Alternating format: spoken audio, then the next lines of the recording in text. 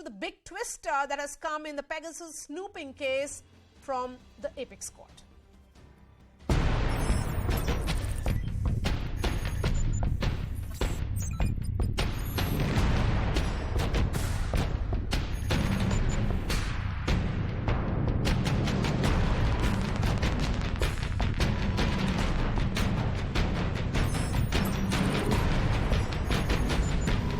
इतना कहा गया था उनके ऑफिशियल प्रेस कॉन्फ्रेंस में कि ये देशद्रोह का मामला है, राजद्रोह का मामला है। क्या राहुल गांधी कांग्रेस पार्टी माफी मांगेगी?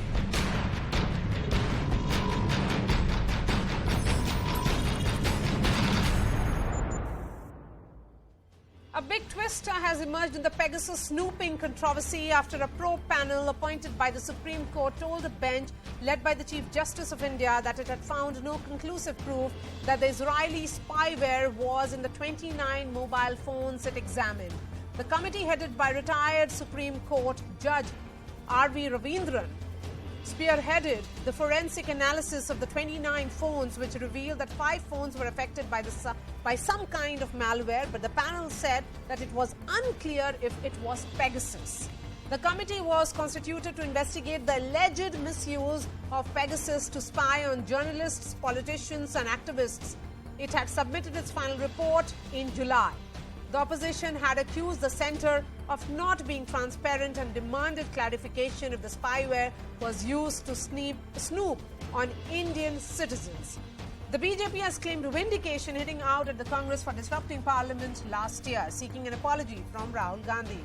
But the political tussle does not end there. The committee report noted that the centre did not cooperate with the investigation. Rahul Gandhi hit back at the centre, saying the non-cooperation indicates the government has something to hide. The controversy exploded in 2021 when an international media consortium alleged that over 300 verified mobile phone numbers, including union ministers, journalists, opposition leaders, activists and judges, could have been targeted through the Israeli spyware. The central government had dismissed the allegations of snooping, with the IT ministry saying that there has been no unauthorized surveillance. So after the revelations of the investigation panel, is the case closed on Snoopgate? Or does the opposition still have many unanswered questions? Joining me on the show, Sanju Verma, national spokesperson of the BJP, Gurdeep Sappal, spokesperson of the Congress, Jitin Jain, cyber security expert. Jitin, if Pegasus sells the spyware only to government agencies and no snooping has been done as per the Supreme Court, then who did Pegasus sell it to in India? Well, Maria, we have to understand 3 things. A, that Pegasus sells only to government. This is the claim of Pegasus.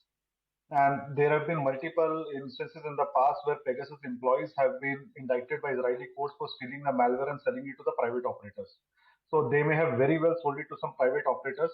There is also a strong possibility that a foreign government who officially bought Pegasus may have carried out snooping on Indian targets.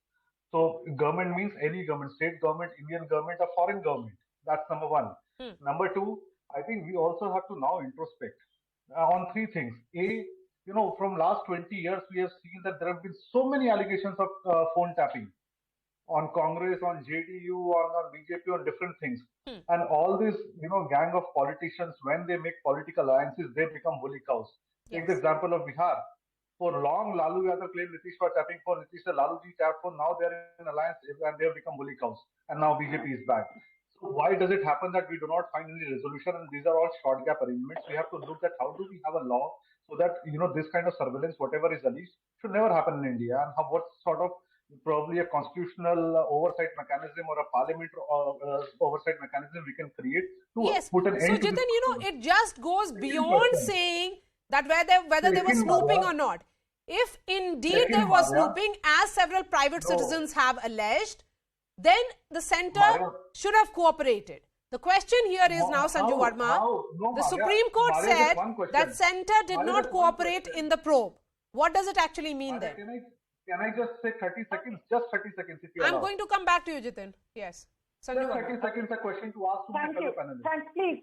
Thank you, Maria. The biggest...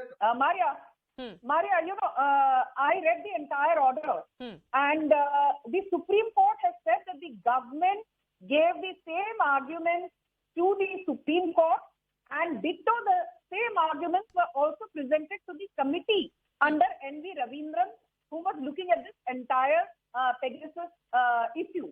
And I just want to make a couple of very quick points. The fact is, point number one, 29 mobile phones were examined by the Supreme Court committee.